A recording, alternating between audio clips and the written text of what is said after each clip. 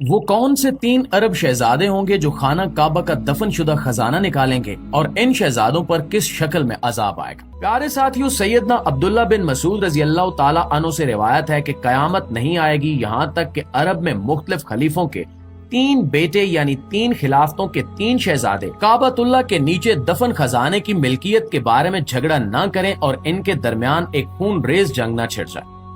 आगे बढ़ने से पहले हम आपको बताते चलें कि खाना काबा शुरू से ही इस तरह नहीं था जिस तरह से हम इसे देख रहे हैं। जब हजरत इस्माइल अलैहिस्सलाम और इनकी वालदा अम्मा हाजरा अलैहिस्सलाम ने मक्का शहर के आसपास रहना शुरू किया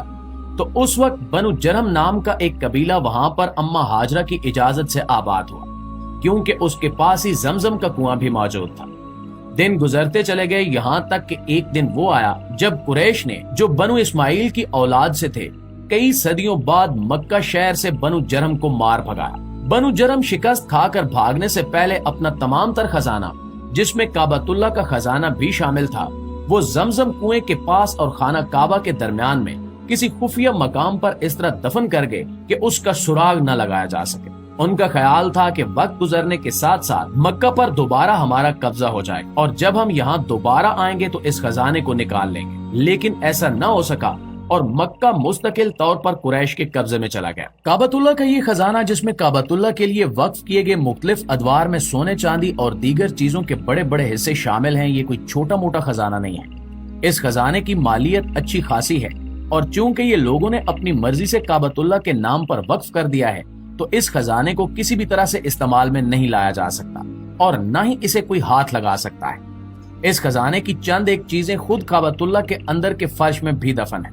लेकिन इन्हें भी छुआ नहीं जा सकता। यहाँ पर ये बात भी याद रखें कि इस खजाने में सोने और सोने से बने हुए मुख्तलिफ हथियारों और ज़रूफ की अच्छी खासी मिकदार मौजूद है। इसके साथ साथ मुख्तलिफ हथियार भी शामिल हैं जो चांदी और सोने की मिलावट से बनाए गए, जबकि कुछ हथियार लोहे से बनाए गए। इस तरह ये खजाना अपने आप में कदीम होने के लिहाज से भी बेहद कीमती है और अपनी कीमती धातों के लिहाज से भी अच्छा खासा बेशकीमत है। इस वक्त आलम अरब की जो सूरत हाल है वो किसी भी अक्लमंद इंसान की नजरों से छुपी हुई नहीं है। एक तरफ तो जजीरा नुमा अरब में बेहयाई, फुहाशी और बेशर्माना किस्म की रिवायात को फरोग दिया जा रहा है,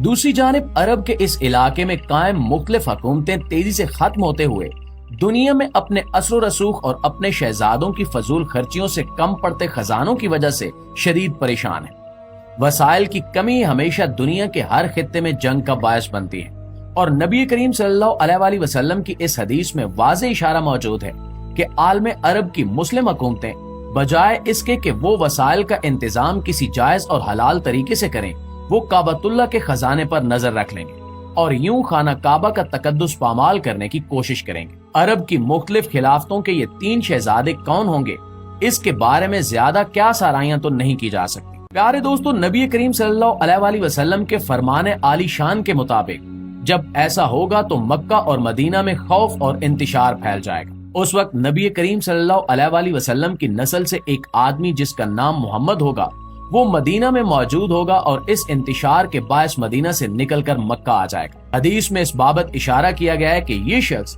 जो बाद में मैदी के नाम से मशहूर होगा, ये कोई बहुत ज्यादा पारसा और मुत्तकी शख्स नहीं होगा और न ही मुसलमानों की इमामत संभालने का जज्बा रखता होगा। इसकी चंद खसूसियात की वजह से मक्का में मौजूद चंद उलमाए कराम जिन्हें अल्लाह ने अपने इल्म में से इल्म दिया होगा वो उसे पहचान लेंगे और जबरदस्ती मकाम इब्राहिम और रुकने ईमानी के दरमियान इमाम मेहदी के हाथ पर बैत कर लेंगे। दोस्तों, उसी रात अल्लाह ताला अपनी रहमत कामला से इमाम मेहदी के दिलो दिमाग को मुकम्मल तौर पर इस्लाम की जानिब फेर देंगे और वो मुसलमानों की इमामत का बेड़ा उठा लेंगे। अगले रोज इमाम मेहदी की बढ़ती हुई मकबूलियत से खाइफ होकर अरब के मुसलमान और शाम से आने वाले एक लश्कर में इत्तेहाद हो जाएगा और शाम से आने वाला वो लश्कर बड़ी तेजी से मक्का की जानिब बढ़ेगा ताकि इमाम मेहदी और इनके साथियों की सरकोबी की जा सके, मगर ये लश्कर सहरा के खौफनाक तूफान में फंसा कर जमीन में धंसा दिया जाएगा। इसके बाद शाम के लोग एक लश्कर की सूरत में दोबारा मक्का की तरफ आएंगे